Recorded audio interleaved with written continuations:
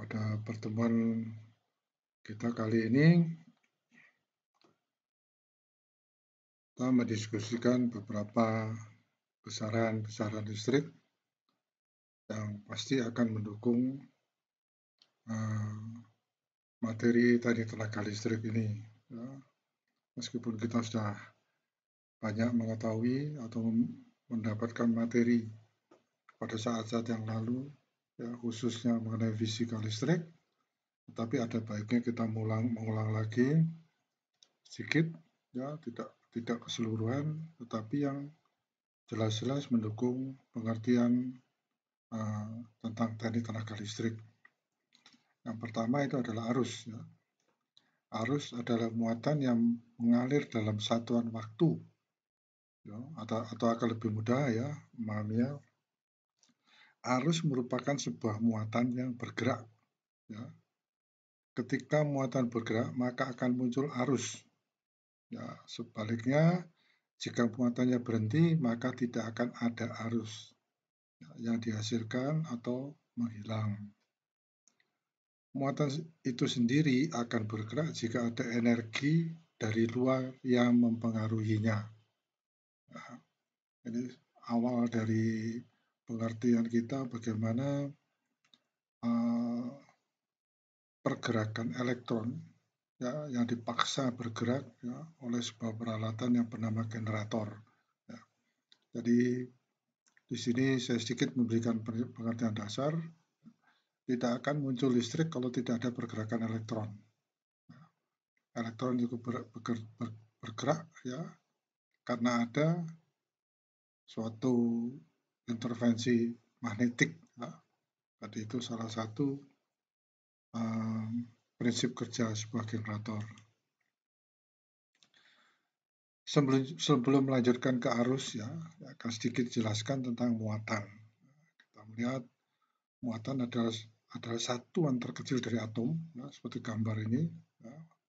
Ini satuan terkecil dari atom, ya, di mana atom merupakan partikel terkecil. Ya. Akan tetapi atom masih memiliki bagian-bagian lagi, yaitu partikel inti, ya,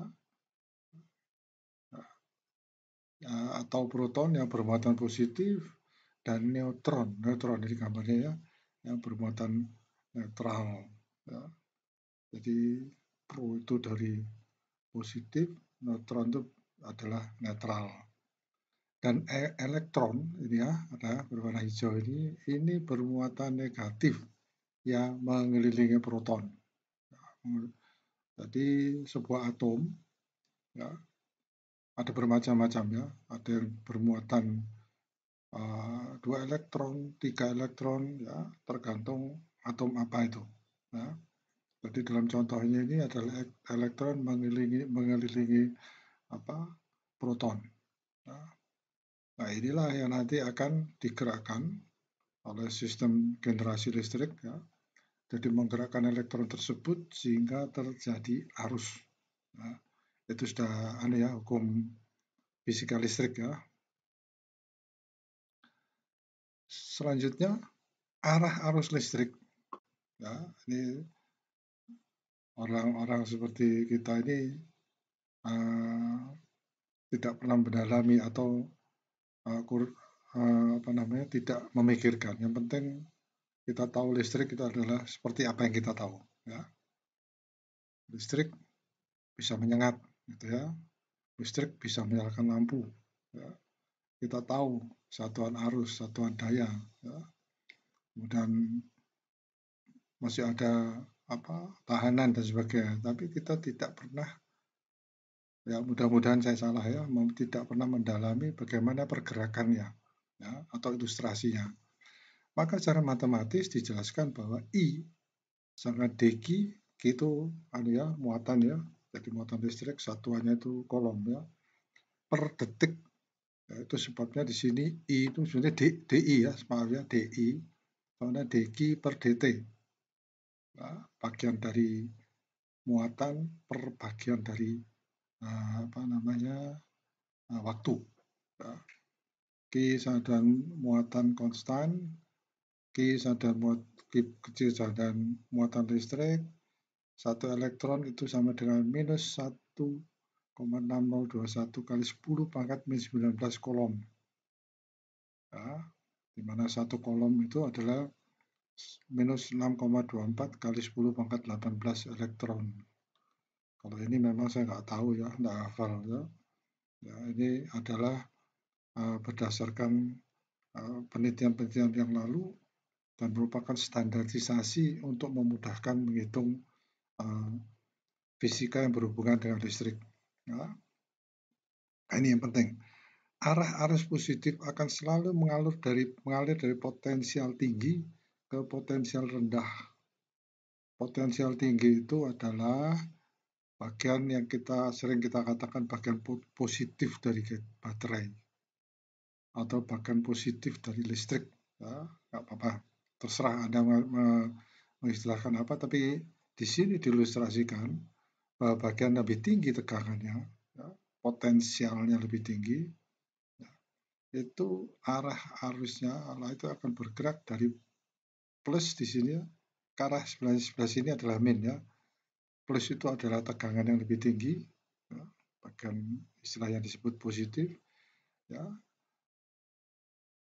ke arah potensial yang lebih rendah. Ya. Jika terjadi beda potensial, nah istilah beda potensial ini yang kita kenal sebagai tegangan atau volt. Ya. Beda potensial pada suatu elemen, ya, sedangkan arah arus negatif mengalir sebaliknya. Ya, ini gambar yang hijau ya. Ini gerakan elektron itu mengalirnya dari rendah ke tinggi. Ya, ini adalah kejadian sebenarnya. Ya. Tetapi arah arus adalah dihitung seperti ini. Ya. Jadi dari potensial tinggi ke potensial yang lebih rendah. Ya. Mengapa ilustrasi ini dipakai seperti ini? Semua itu dipakai adalah untuk memudahkan ilustrasi dan perhitungan. Ya. Sekalipun sebenarnya tidak berpengaruh kalau kita betul-betul paham akan satuan-satuan listrik, ya, mulai dari tegangan atau V, arus, ya, I atau ampere, kemudian tahanan, ya, mungkin kita kembangkan lagi ke daya, energi, dan sebagainya. Kalau kita paham betul, definisi ini tidak perlu ada. Ya. Tetapi untuk memudahkan, ya, yang dilakukan, maka diberikan ilustrasi seperti ini. Ada dua macam arus. Ya, saya yakin Anda tahu ini. Ya. Listrik arus arah atau direct current, ya, atau DC. Kemudian yang kedua adalah listrik arus bolak-balik, ya, alternating current atau AC. Ya. Nah ini tidak bisa dihindari. Kita selalu hidup dengan kedua jenis tegangan ini. Ya, maaf ya, jadi jenis arus ini ya. Ya, karena sehari-hari kita memakai yang dibangkitkan dari pusat listrik, ya, apakah itu pusat listrik tenaga air, ya, PLTA tenaga diesel, PLTU tenaga uap dan sebagainya. Yang dipakai adalah sebagai generator yang menghasilkan tegangan alternating current, ya, atau arus bolak-balik, ya, listrik arus bolak-balik. Padahal peralatan kita, ya, dengan kemajuan teknologi, kebanyakan, ya, atau boleh dikatakan hampir keseluruhan memakai sistem arus searah atau DC. Ya. Dengan teknologi yang namanya AC itu bisa dikonversi menjadi DC. Daya listrik didefinisikan sebagai laju antara energi listrik dalam sirkuit listrik. Satuan sistem internasional daya listrik adalah watt, yang menyatakan banyaknya energi listrik yang mengalir bersatuan waktu. Ya. Satuan energi itu joule, ya, bermacam-macam ya. Ada satuan energi listrik itu watt jam. Dan ini harus diperhatikannya, jangan salah. Ya. Mungkin kita hanya hafal bahwa joule itu adalah Newton kali meter. Ya. Nah, khususnya nanti di dalam teknik tenaga listrik ini, pada saat Anda nanti bertemu dengan pembangkit listrik, misalnya tenaga air, ya, Anda akan melihat perhitungan yang mungkin membuat Anda bertanya, ya, dalam hati, ya, karena saya sering tahu di dalam setiap pertemuan begitu saya menyatakan ini, ya, menyatakan istilah ini, tidak ada yang bertanya karena itu dianggap sudah umum. Ya, saya hanya memberitahu sekarang. Pernah enggak Anda tahu bahwa yang bernama meter itu adalah satuan energi? Mungkin dalam hati Anda mengatakan, "Loh, panjang itu, Pak." Ya, ya nanti kita akan lihat ya.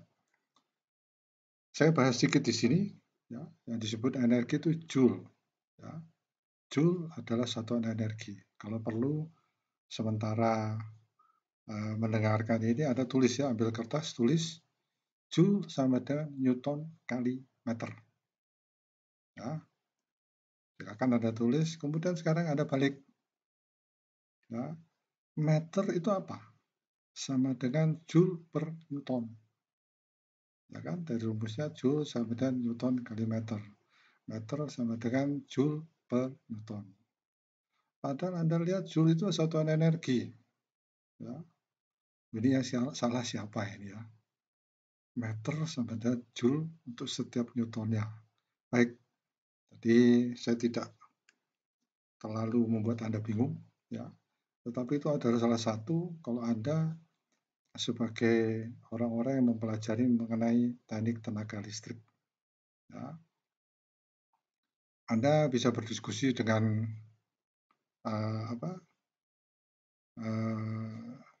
program studi yang lain, ya, khususnya pengairan yang membahas mengenai TLTA. Ya. Di sana Anda lihat bagaimana, ya, ada rumus-rumus yang dipakai, ya, karena di sana dipakai yang dirancang itu bangunan airnya ya, contohnya ya. Nah, itu sangat relevan dengan kita, ya. TTL, teknik tenaga listrik, dari segi pembangkitannya. Ya. Sekarang saya tanya pada Anda ya, mumpung masih ingat ini, Newton itu satuan energi atau bukan? Ya. Anda lihat Joule sama dengan Newton meter. Ya. Newton sama dengan Joule per meter energi. Ya. Tetapi ada embel-embel lagi, itu yang disebut dengan energi spesifik. Artinya meter itu adalah energi yang spesifik, joule setiap meternya, setiap newtonnya. Ya. Dan itu penting, nanti kita akan bahas di dalam teknik tenaga listrik selanjutnya. Daya listrik, nah ini yang sering bingung ya. Saya tanya misalnya kita bertatap muka, daya listrik itu apa satuannya? Ya, ada yang bilang, anu Pak, watt Pak. Oh, ada yang bilang watt jam Pak, dan sebagainya ya. Tapi mulai sekarang kita harus tahu betul ya, apa itu daya listrik, apa itu energi listrik. Ya. Tadi disebutkan bahwa energi itu adalah daya persatuan waktu. Ya. Jadi lambangnya P ya. Seperti daya mekanik dilambangkan oleh huruf P. Ya. Dalam persamaan listrik itu juga P yang dipakai ya.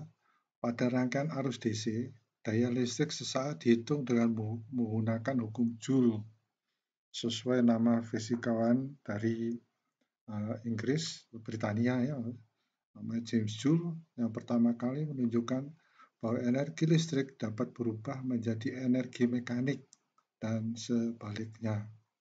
Saya kira Anda tahu tentang itu ya. Jadi gimana listrik bisa menjadi mekanik? Ya. Seperti sekarang kita mendengar ada rancangan membuat mobil listrik. Apa maksudnya? Ya, mobil bergerak dengan energi mekanik, tetapi dia digerakkan dengan listrik. Sehingga ada suatu peralatan yang harus bisa mengkonversikan dari listrik ke energi mekanik. Nah, yang disebut sebagai motor. Ya, kebalikan dari generator ya. Generator menghasilkan listrik, sedangkan motor mengkonversikan listrik. Ya, motor itu memanfaatkan listrik menjadi putaran. Ya, yang putaran disebut dengan daya mekanik. Ya. Baik, ini rumus dasar saya kira Anda tahu sekali. Daya sama dengan V tegangan kali I. Ya. Anda jangan bingung, V itu tegangan, ada orang Belanda mengatakan voltase, kemudian dalam bahasa Indonesia diganti menjadi beda potensial, ya, itu maksudnya adalah V, yang satunya adalah volt. Sedangkan P adalah daya atau watt, ya, bukan watt jam ya, watt jam itu energi. Ya. V adalah volt, I adalah arus. Ya. Ini adalah sebuah rumus yang sudah ditentukan oleh Joule dan ditetapkan sebagai suatu rumus fisika, ya, pasti. Ya, meskipun nanti kalau Anda teliti lagi lebih mendalam, mungkin ini bukan sesuatu yang pasti ya, ya mungkin empirik ya. Jadi rumusnya itu didapatkan dari eksperimen-eksperimen. Untuk mengingatkan kembali, ya, daya sama dengan volt kali ampere, V kali I. Ya, mengapa ini dimunculkan? Karena sering di generator yang kita lihat itu adalah satuannya bukan watt, tapi volt ampere. Ya, itu akan kita diskusikan dalam pertemuan yang lain. Ya, tapi yang perlu saya ingatkan adalah sekarang watt sama dengan volt kali ampere.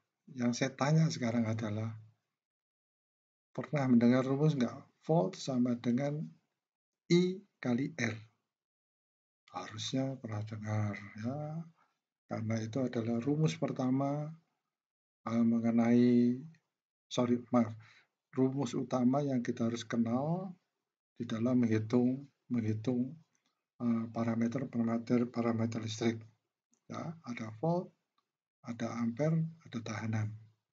Ya, kemudian berkembang menjadi rumus yang ada di hadapan kita ini, daya sama dengan volt kali ampere. Ya.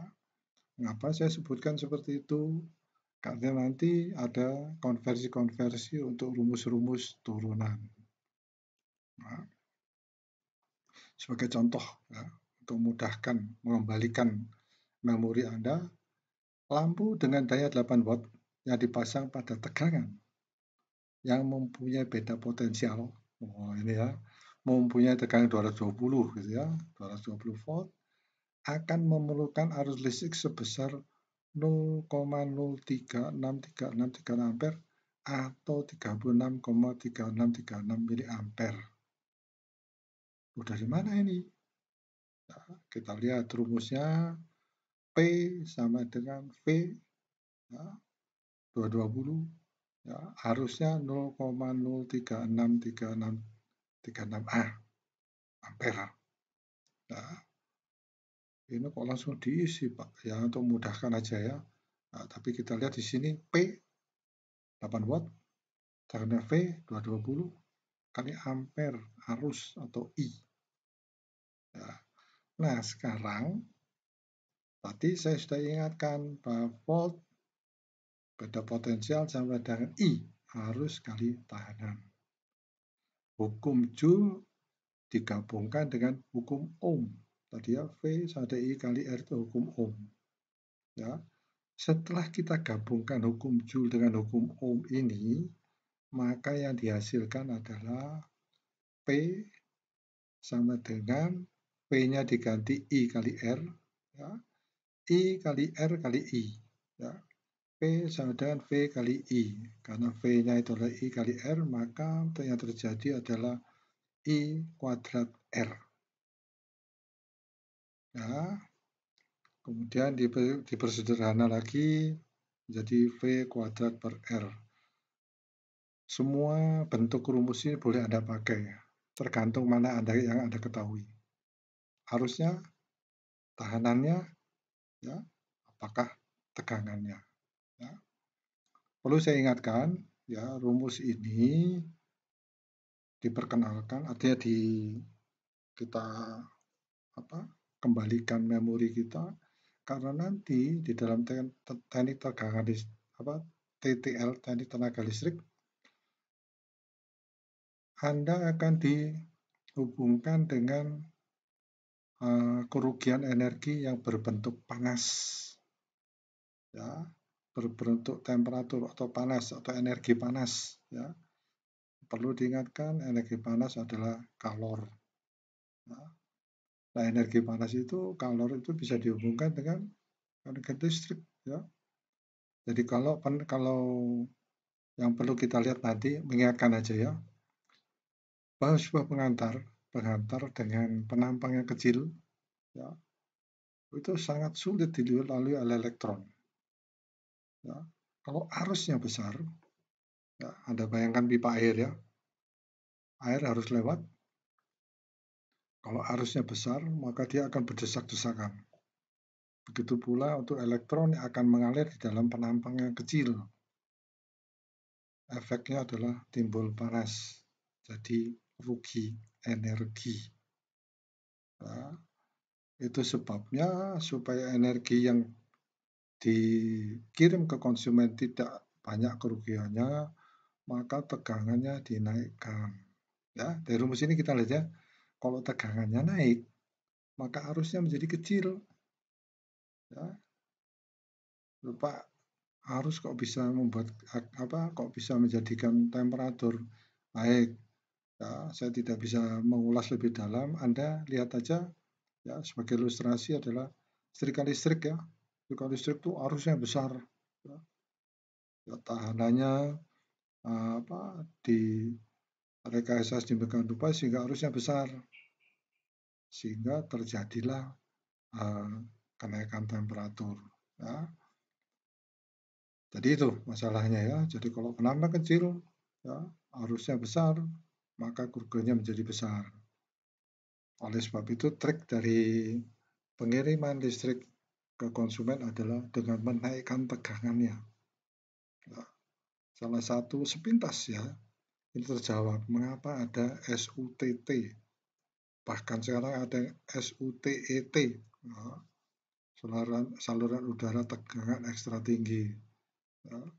Karena diinginkan arus yang kecil. Kalau arusnya besar, penampang listriknya harus besar.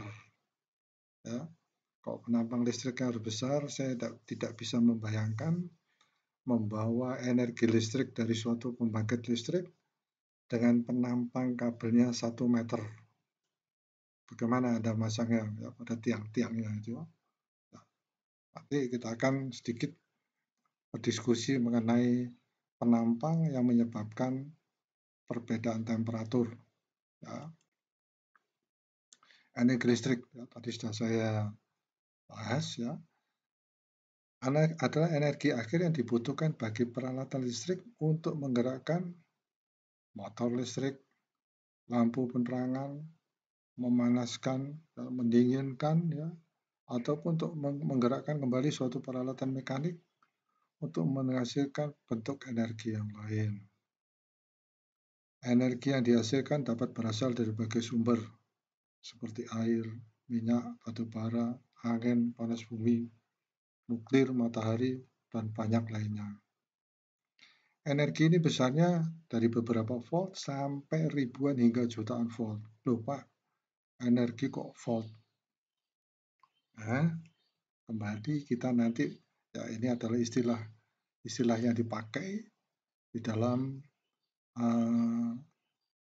teknik tenaga listrik. Ya. P sama dengan V kali I. P itu apa? Energi atau daya. Ya, maaf, itu daya ya. P gitu ya. Apakah volt itu daya? Ya tadi saya katakan volt energi. Iya daya itu ya. Karena volt adalah daya untuk setiap ampernya, setiap arusnya. Mengingatkan kembali ya. Baik, coba Anda ingat-ingat ya, berapa yang Anda habiskan pada waktu Anda, ya ini hanya untuk mengingatkan kembali ya, tentang berbagai bentuk energi. Ya. Berapakah yang Anda habiskan, energi yang Anda habiskan pada waktu satu kali Anda makan, misalnya sarapan pagi gitu ya. Nah, mungkin Anda berpikir, Aduh, berapa kalor ini ya? Aduh, nggak tahu, Pak.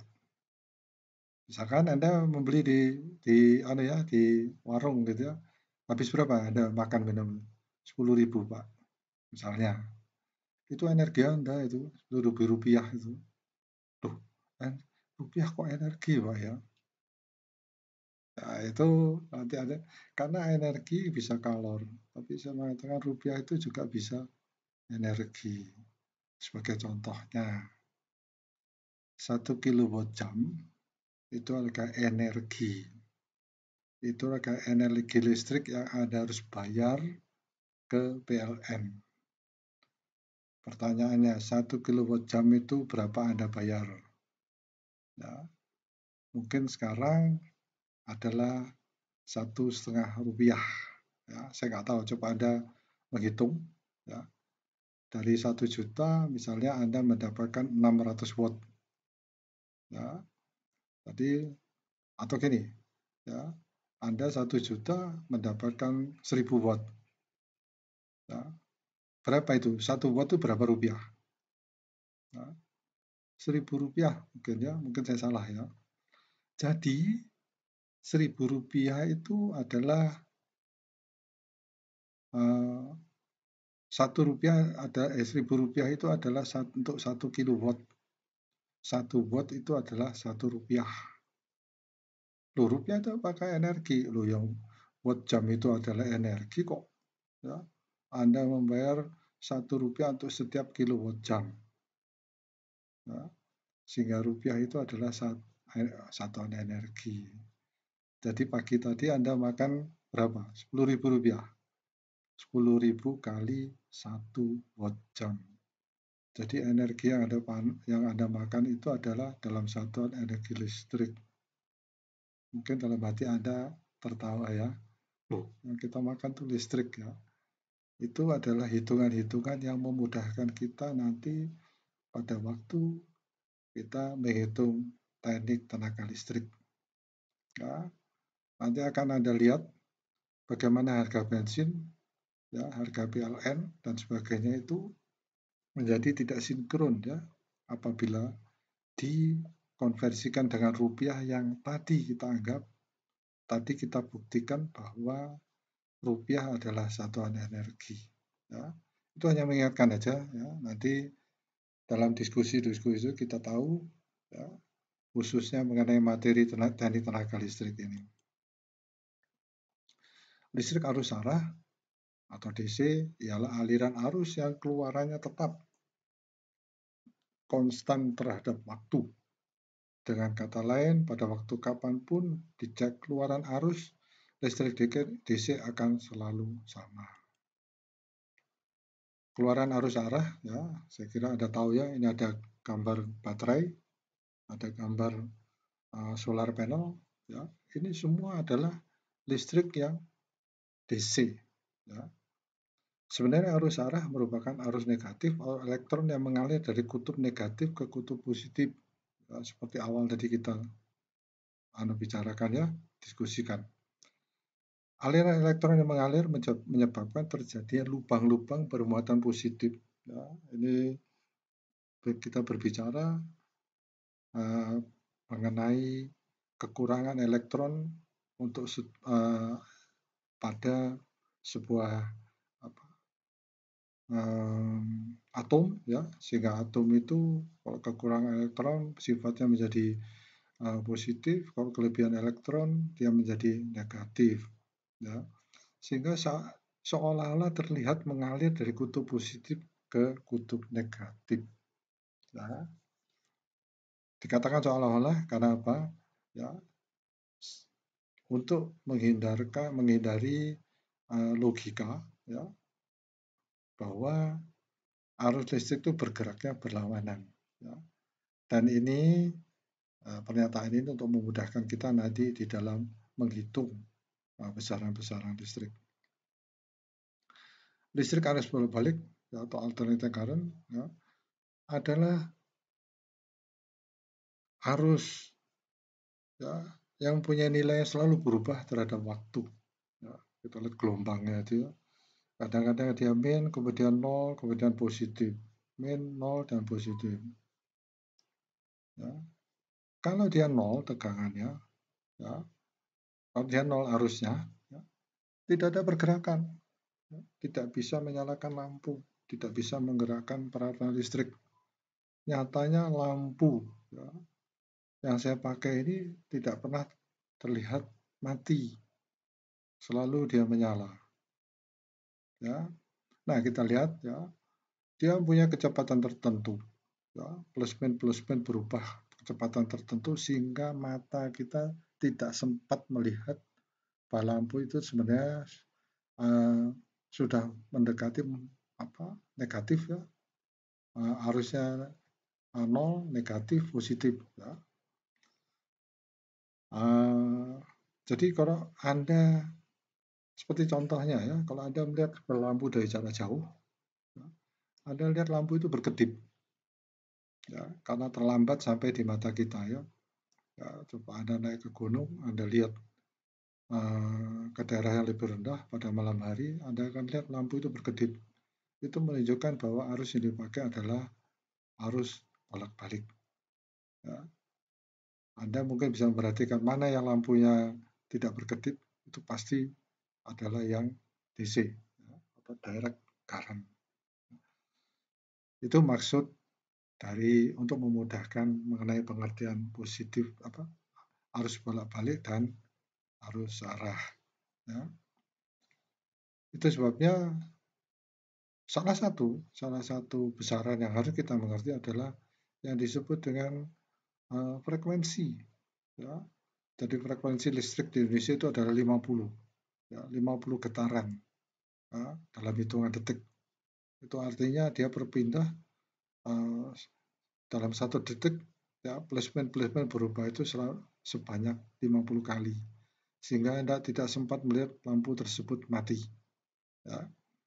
Itu ilustrasi supaya Anda bisa membayangkan nantinya pada waktu Anda harus menghitung beberapa hal dalam teknik tenaga listrik. Ya. Dan itu nanti sangat penting pada waktu menghitung trafo di gardu induk.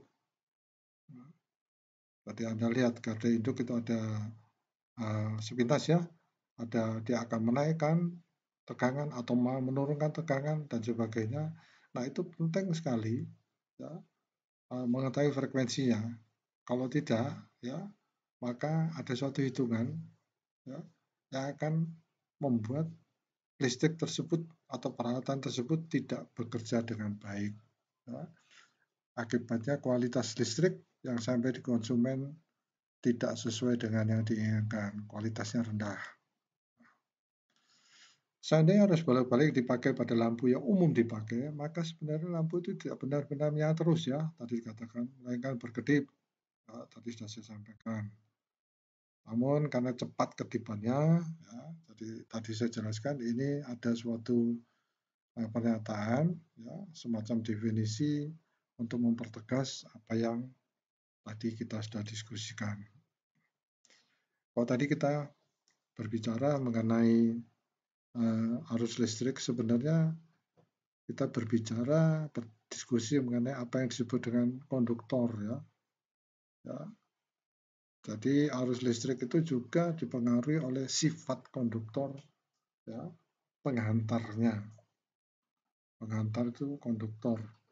Ya. Nah, di sini saya yang akan kita diskusikan adalah isolator. Isolator adalah bahan listrik yang mempunyai resistansi, ya, atau R atau tahan listrik yang sangat besar. Ya. Sehingga dengan ada isolator ini, elektron tidak bisa bergerak, tidak bisa menembus, ya, tidak bisa lewat elektron, ya, tidak ada arus listrik. Ya. Saya kira Anda tahu, ya, isolator seperti itu, ya, ada pernyataan-pernyataan supaya Anda tidak kena strom, gitu, ya, tidak kena tegangan listrik, Anda harus memakai suatu peralatan, ya, yang berupa isolator. Bahan isolator digunakan sebagai penyekat karena bahan ini tidak dapat dialiri arus listrik, ya. Contohnya kayu kering, karet, plastik, ya. Dan sekarang banyak produk-produk isolator, ya, yang dipakai untuk menjaga kualitas dari sebuah produk listrik, ya. Maksudnya produk tegangan listrik, arus listrik, ya, yang akan dikirimkan ke konsumen. Konduktor, ya. Konduktor disebut juga penghantar listrik, ya. Konduktor memiliki resistansi yang kecil, ya.